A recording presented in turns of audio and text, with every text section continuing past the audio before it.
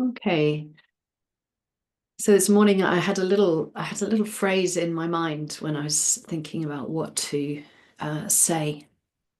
And this phrase was welcoming the flow. And I'll say a bit more about that later. It's in reference to a little meditation, watching the mind experience that I had on a train a couple of weeks ago. But I want to start just by just reminder really that about the quality of awareness. And the quality of awareness is really significant.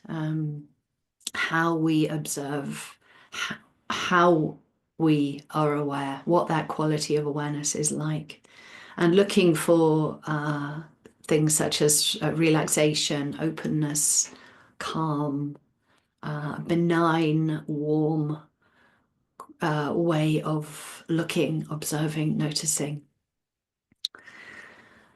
And sometimes bearing those qualities in mind or looking for those qualities, checking for them, we need to watch out that we're not somehow making a thing out of mindfulness. There's this thing that has all these qualities in it, and it can end up feeling a bit stiff, a bit contrived, or self-conscious. Sayadaw U Tejaniya talks about being super self-conscious, and we don't want this. We don't want to sort of give ourselves that message. No, now I am going to be mindful, and it all just becomes a bit, um, yeah, a bit unnatural. Going to mute. There you go. So we get in the way, if you like, of those qualities like ease and relaxation and naturalness.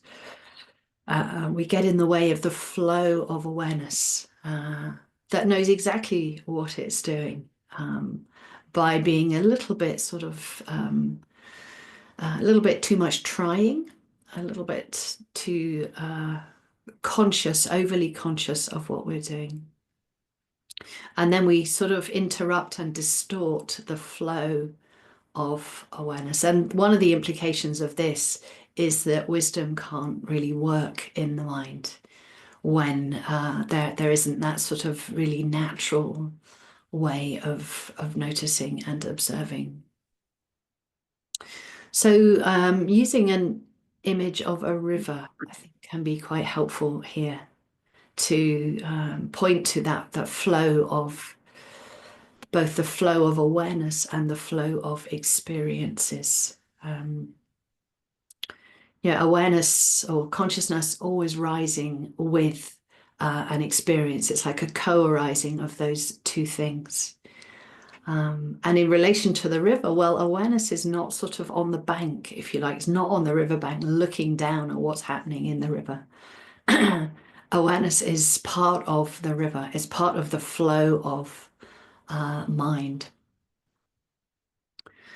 So that can help, if you like, that image can help remove the sense of distance or separation between awareness and its experiences. There's a distinction. The nature is a little bit different between awareness and its objects, but actually it's all part of this flow of body, heart, mind in its broadest sense. There's something else to watch out for is getting a balance where we're not trying to catch everything that's happening in the mind, in the river. We're not trying to sort of really see in detail every sort of drop or every pebble or bit of mud on the bottom. Actually, we see as much as the awareness can allow in that moment. That sometimes may be quite detailed. It may not be. Maybe quite broad. But on the other hand, we don't want what I was thinking of as a mindless blur. We're sort of we need to be present, distinctly present to the experiences that are happening and the mind that is knowing them. So it's quality of naturalness, that a river flows naturally. It flows around disturbances or blocks or muck that gets churned up in the water. It gets caught in whirlpools and eddies, and that's okay. That's just what it does for a while, if you like. It circles in somewhere that doesn't appear to be going anywhere.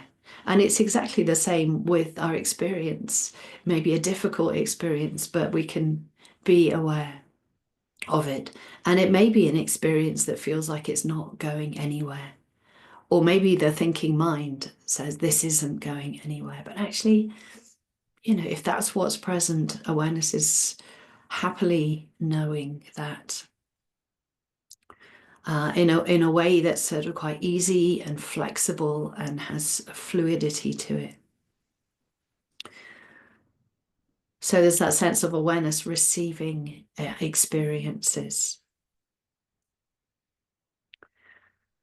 And just coming back to this welcoming the flow and me on a train a couple of weeks ago. I had an experience where I could feel a migraine coming on, a very regular occurrence, and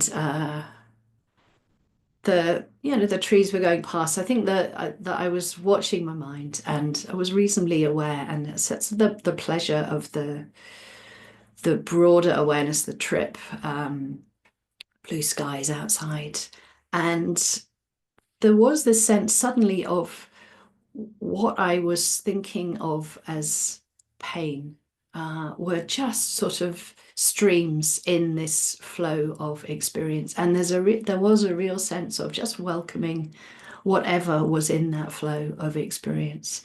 Almost like experience sort of just coming and going, these different sort of strands sort of woven within it.